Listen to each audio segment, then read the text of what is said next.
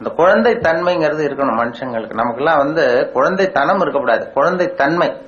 ஏன்னா மனிதர்கள் இயல்பா சிரிக்கிறதுக்காக பிறந்தவர்கள். அந்த இயல்பு தன்மையை நாம கட்டுப்படுத்தி வச்சுட்டோம். பல வாழ்க்கையினுடைய நெருக்கடிகள் சிரிப்புங்கிற இயல்பு தன்மையை கட்டுப்படுத்தி விட்டுது.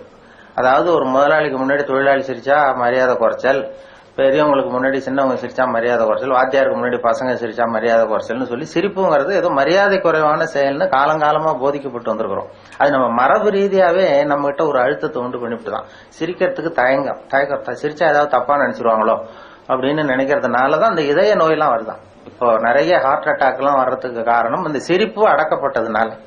அது இயல்பு தன்மை அது வெளியில சிரிப்புக்கு ஜோக்கே தேவைப்படக்கூடாது.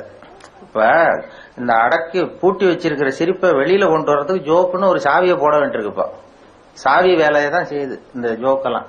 அந்த சாவியை போட்டு திறந்து சிரிப்பை அடக்கி இருக்கிறத வெளில கொண்டு வர்றோம். அது அவங்களுக்கு உடம்பு ரீதியான இதை கொண்டு வருதான் அப்படிங்கறது இப்ப மருத்துவர்கள் எல்லாம் கண்டுபிடிச்சிருக்கிறாங்க. அதனால சிரிப்புங்கிறது இயல்பான தன்மை. ஒரு குழந்தை கூட சிரிக்கும். அதாவது குழந்தைக்கு ஜோக்கு சொல்ல வேண்டியதில்லை. ஒரு குழந்தை தொட்டில படுத்திருக்கு, ஒரு கிளுகிழப்பை கொண்டு போய் ஆட்டுங்க சிரிக்கும். குழந்தை முகத்துக்கிட்ட ஒரு கிளுகிழப்பை ஆட்டினா சிரிக்குது இல்ல, அந்த கிளுகிழப்ப சத்தம் தான். அது என்ன ஜோக்காது? அந்த சத்தமே சிரிக்க வைக்கிறது இல்ல. அதுதான் மனிதத்தை இயல்பு தன்மை நமக்கு.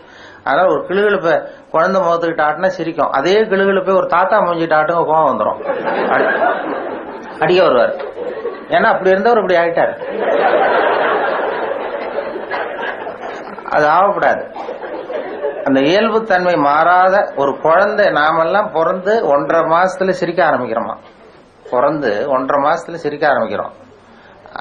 அதுதான் முதல் சிரிப்பு, அர்த்தத்தோட சிரிக்கிறது. அது ஒரு குழந்தை ஒரு நாளைக்கு 200 தடவை சிரிக்குதான். புள்ளி விவரம், ஒரு குழந்தை ஒரு நாளைக்கு 200 தடவை சிரிக்குது. நம்ம மாதிரி உள்ளவங்க எல்லாம் 15 தடவை சிரிக்கிறோமா? அது அப்படி. ஏன்னா வாழ்க்கையினுடைய நெருக்கடி எதையும் டென்ஷன் ஆக்கிக்கிட்டு மனசுல இருக்கத்தை உண்டு பண்ணிட்டு இந்த 200 தடவைங்கிறது இப்ப 20-15 குறைஞ்சிட்டு. அது பண்ணக்கூடாது, குறையாம வச்சுக்கணுங்கிறது தான் இப்ப மருத்துவ ஆலோசனை. வேற ஒன்றும் பெரிய சாதாரண ஆலோசனை இல்லை. மருத்துவ ரீதியாக ஹார்ட் அட்டாக் வர்றது, ஹார்ட் அட்டாக் இப்ப வராத மனிதர்கள் யாருன்னு இப்ப கண்டுபிடிச்சிருக்கிறாங்க. ஹார்ட் அட்டாக்கே வராத மனிதர்கள் யாருன்னா நரி குறவர்களுக்கு வர்றதே இல்லையா. அவங்க அது அவங்க வாழ்க்கையை லேசா எடுத்துக்குவாங்க. அதாவது அவங்க டென்ஷன் ஆகிறதே கிடையாது. நான் பார்த்திருக்கிறேன். எங்க ஊர்ல கிராமத்துல ஒரு துப்பாக்கி இருந்தது வேட்டைக்கு. நானும் ஒரு நரிக்குளம் வரும்போது 2 பேரும் போவோம் சுடுறதுக்கு. அந்த பறவை பறந்து வரும்போது சுடுவார்.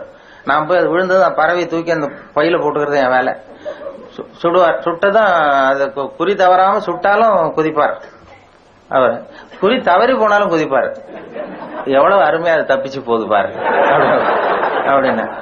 இப்ப நமக்கு என்னன்னா, ஐயோ ஒரு குண்டை வேஸ்ட் பண்ணிட்டாரு இந்த ஆள், துப்பாக்கி குண்டு ஒண்ணு வீணா போட்டுதே, நான் கவலைப்படுவேன். அவங்க அந்த மனோபாவம் தான் வேணுமா வாழ்க்கையில். அதனாலதான் அவங்களுக்கு ஹார்ட் அட்டாக் வர்றதில்ல. அந்த தோல்வி கூட அவருக்கு சந்தோஷத்தை உண்டு பண்ணுது. வாழ்க்கையோட நாம தோல்வினாலும் தோண்டு போறோம்.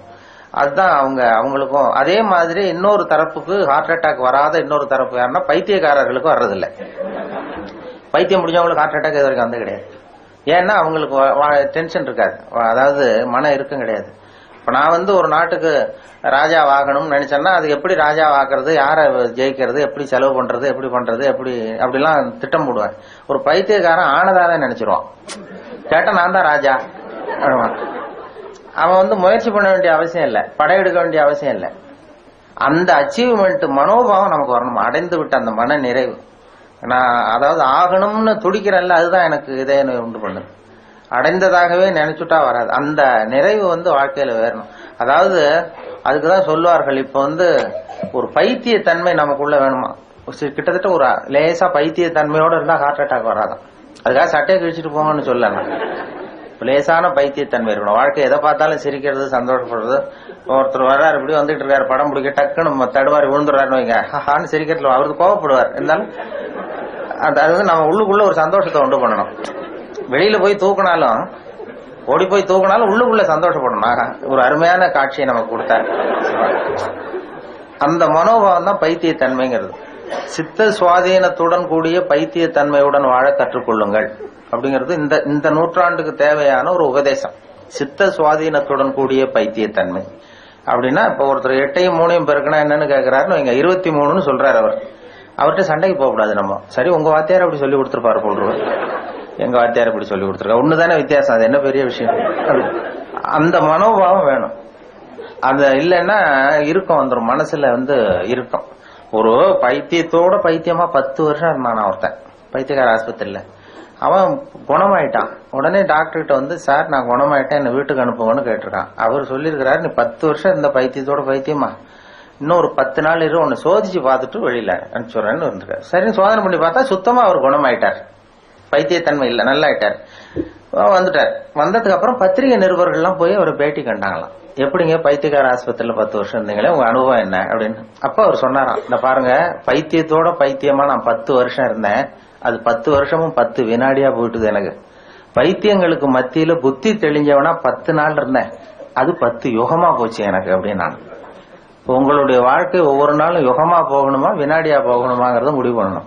அதுதான் சித்த சுவாதீனத்துடன் கூடிய பைத்தியத்தன்மையுடன் வாழ கற்றுக்கொள்ளுங்கள் அப்படிங்கிறது இந்த அப்படி இருந்தா ஹார்ட் அட்டாக் எல்லாம் வராது, இதய நோயை பத்தி பயப்பட வேண்டியதில்லை. அந்த பர்ஃபெக்ஷன் ஒன்றும் பார்க்கக்கூடாது. இப்போ ஒரு பேங்க் உத்தியோகத்துக்கு ஒருத்தர் வந்து போனாராம் இன்டர்வியூக்கு. 8ஐயும் 3ஐயும் பெருக்குனா என்னன்னு கேள்வி கேட்டிருக்காங்க. பேங்க்ல கணக்கு வழக்கு தெரியாதவங்களை சேர்க்க முடியாது இல்ல. 8ஐயும் 3ஐயும் பெருக்க 23ன்னு வாய் தவறி சொல்லிவிட்டாங்க அந்த பையன். வெளியில வந்தது அவனுக்கு ஞாபகம் வந்துட்டுது, சரி தெரியாதனமா சொல்லிவிட்டோம், நமக்கு நிச்சயமா இந்த வேலை கிடைக்காது. ஏன்னா ஒரு சின்ன பெருக்கல் கூட போட தெரியலன்னா பேங்க்ல எப்படி வேலை கொடுப்பாங்க. 8ஐயும் 3 23 வாய் தவறி சொல்லிட்டோம்னு வந்துட்டான். ஆன்சர் தெரி சரியா சொல்லாம வந்துட்டான், மறதி. நமக்கு இந்த வேலை இல்லைன்ட்டு வீட்டுக்கு வந்துட்டான். வீட்டுக்கு வந்தா ஒரு அப்பாயின்மெண்ட் ஆர்டர் வந்துட்டுது, வந்து சேர்ந்துக்கிடான்னு பேங்க்ல இருந்து. இப்ப நினைச்சான், சரி அவரும் சரியா காதுல வாங்கல போட்டுருக்கு நம்ம சொன்னதை, அதான் கொடுத்துட்டாரு, இல்லைன்னா வேலை கிடைக்காதுன்னு வேலையை சேர்த்துக்கிட்டான். பர்மனன்ட் ஆகிற வரைக்கும் இந்த வேலையை சொல்லக்கூடாது நம்ம, இந்த இது மாதிரி தப்ப, இல்லைன்னா வீட்டுக்கு அனுப்பிச்சிருவாங்க அப்படின்னு பல்ல கடிச்சிட்டு இருந்தான். வேலை கிடைச்சது. அதுக்கப்புறம் போய் மேனேஜர்கிட்ட சொன்னான், சார் இங்க வேலைக்கு வரும்பொழுது என்ன ஒரு கேள்வி கேட்டுங்க, 8ஐயும் 3ஐயும் பெருக்குனா என்னன்னு நான் வந்து வாய் தவறி 23ன்னு சொல்லிட்டேன், நீங்க வந்து நீங்களும் அதை சரியா கவனிக்கல போல் இருக்கு, அதனால எனக்கு வேலை கொடுத்துட்டீங்க சார், ரொம்ப தேங்க்ஸ் அப்படின்னு இருக்கான். அப்ப அவர் சொன்னார் அந்த மேனேஜர், இந்த பாருப்பா, நீ இன்டர்வியூக்கு இங்க வந்த அன்னைக்கு மொத்தம் 294 பேர் வந்தாங்க, உன்ன மாதிரி இன்டர்வியூ வந்தாங்க. அத்தனை பேருக்கிட்டையும் இந்த கேள்வி கேட்டோம், 8ஐயும் 3ஐயும் பெருக்குனா என்னப்பான்னு கேள்வி கேட்டேன், நீ சொன்னதுதான் நியரஸ்ட் கரெக்ட் ஆன்சர்.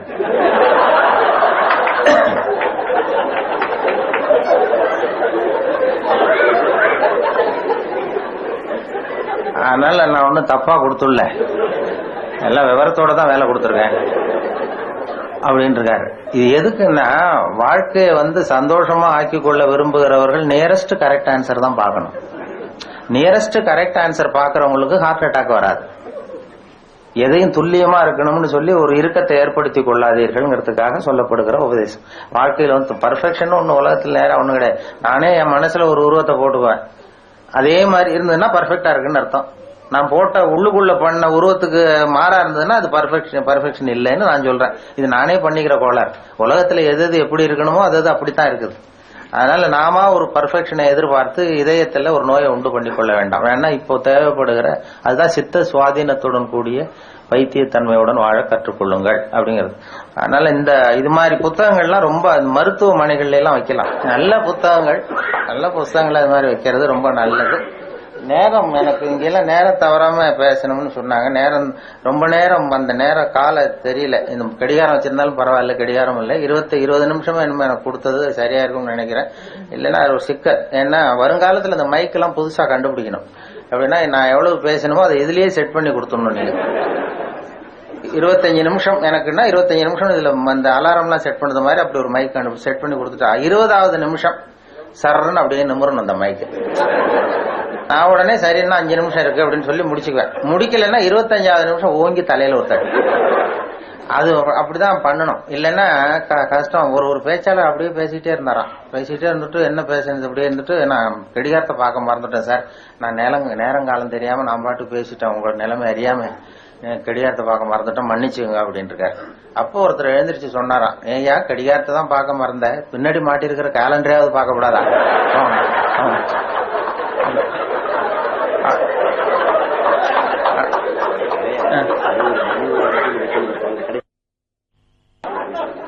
அதனால முடிக்கிறது வேற. ரெண்டாவது இந்த மணி விழாங்கிறது அவருக்கு பாருங்க, அவருக்கு நம்முடைய வாழ்த்துக்களை தெரிவிக்கணும். 60 வயது மணி விழாங்கிறது.